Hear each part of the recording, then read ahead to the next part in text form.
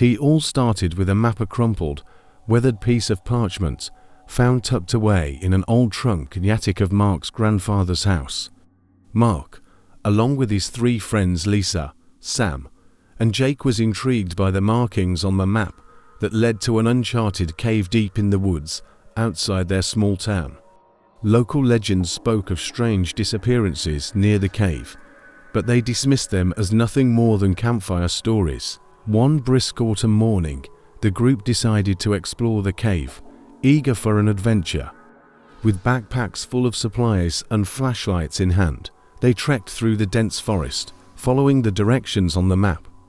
By the time they reached the entrance, the sun was beginning to set, casting long shadows over the forest floor.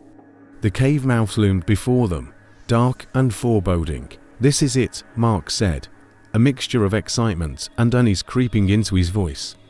None of them could have predicted the horrors that awaited them inside. The air grew colder as they descended into the cave, their footsteps echoing off the damp, rocky walls.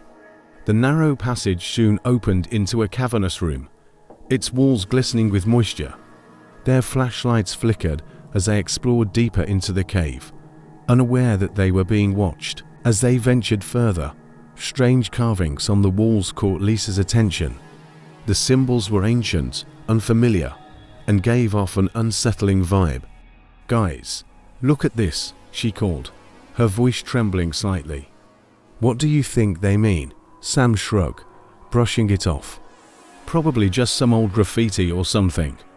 But Jake wasn't so sure. "I don't know. This place feels wrong.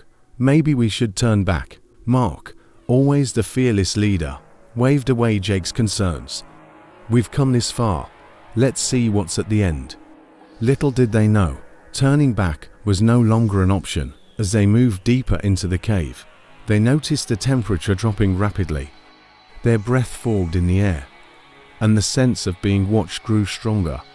A low, almost imperceptible hum filled the cavern, vibrating through their bones. Suddenly, the tunnel behind them collapsed with a deafening crash, sending a cloud of dust and rubble into the air. The group spun around, horrified to see that their way out was completely blocked. Panic set in. "We're trapped." Lisa gasped, clutching at her flashlight. "Stay calm," Mark shouted, trying to keep everyone together. "There has to be another way out." But the darkness around them felt suffocating, alive even. It was as if the cave itself had swallowed them whole. And now, something ancient was stirring in its depths. As they pressed on, the cave seemed to pulse with life. Strange, faint whispers echoed through the tunnels, voices speaking in a language one of them could understand.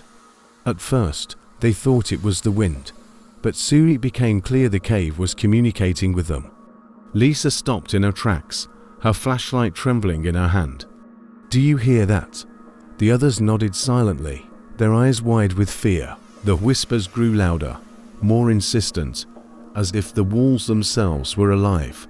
Every step they took seemed to be guided by unseen forces, pulling them deeper into the earth. Mark glanced over at Jake, whose face was pale and drawn. "We need to keep moving," Mark said, though his voice lacked conviction. Something was terribly wrong, and they all knew it. Hours passed in the suffocating darkness, and the group's nerves were fraying. The air had grown thick with tension and fear, and the whispers had become deafening. Suddenly, Sam, who had been trailing behind, let out a blood-curdling scream. They spun around just in time to see Sam being dragged into the shadows by something unseen, something fast and powerful. The last thing they saw of him was his wide, terrified eyes before he disappeared into the darkness. "Sam!" Lisa screamed, running after him, but Mark held her back. "He's gone," Mark whispered, his face pale. "We can't help him." The group was now reduced to 3, and the cave was beginning to show its true, malevolent nature. The whispers had claimed their first victim, and they knew it wouldn't be the last. Their journey deeper into the cave took them to a vast, gaping chasm. A narrow, unstable-looking bridge of stone stretched across the void, barely wide enough for one person at a time. The cavern walls dripped with moisture, and a strange green glow emanated from somewhere deep below, casting eerie shadows on the walls. Mark went first, his hands shaking as he inched his way across. The bridge groaned under his weight, and loose stones tumbled into the darkness below, disappearing into the abyss without a sound. One by one, they crossed the chasm, hearts pounding. But as Jake was making his way across, the bridge began to crumble. With a sudden crack, a section of the bridge gave way, and Jake lost his footing.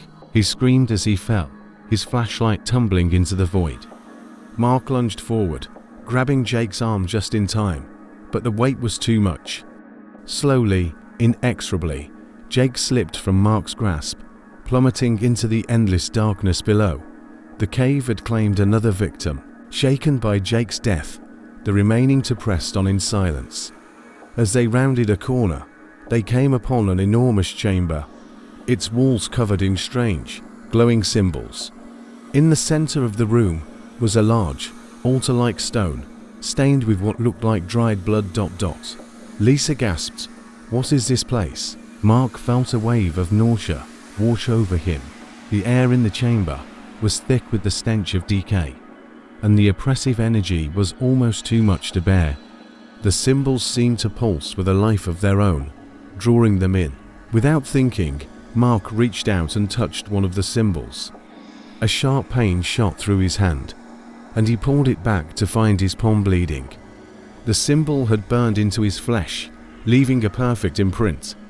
The whispers returned, louder and more menacing than ever.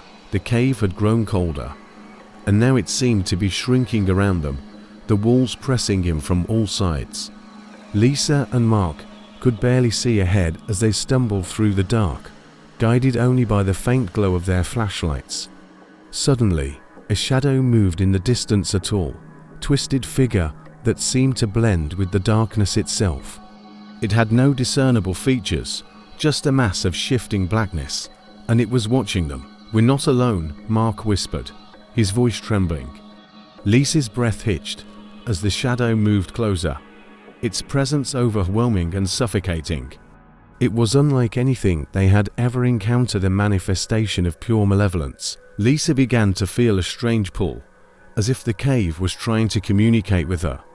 The whispers, which had been unintelligible before, now formed words, a voice that spoke directly into her mind. "Leave him," it hissed. "You will survive if you offer him." The voice was seductive, promising safety and escape, but it demanded a sacrifice. Lisa hesitated, torn between her survival instinct and her loyalty to Mark. She glanced at him, unaware of the choice she was being forced to make. The shadow loomed closer. The moment came swiftly. In a desperate act of self-preservation, Lisa shoved Mark forward, offering him to the shadow. His eyes widened in shock as he stumbled into the darkness. His scream cut short as the shadow enveloped him. The cave fell silent, the whispers gone, the oppressive weight lifted. Lisa was alone. With Mark gone, the cave began to shift. The walls seemed to recede, and a faint light appeared in the distance. An exit. Lisa ran toward the light, her heart pounding in her chest. She could taste freedom, feel the cool air on her skin as she approached the mouth of the cave. But something wasn't right. As Lisa stepped into the sunlight, she felt an overwhelming sense of relief. But as she turned to look back at the cave, the ground beneath her feet shifted, and she stumbled. The whispers returned, soft at first, then louder, filling her mind with the voices of those who had been lost. "You are one of us now," they whispered. Lisa looked down in horror as her skin began to pale, her reflection in a nearby pool of water revealing the truth. She was no longer alive. The cave had claimed her, just as it had claimed the others.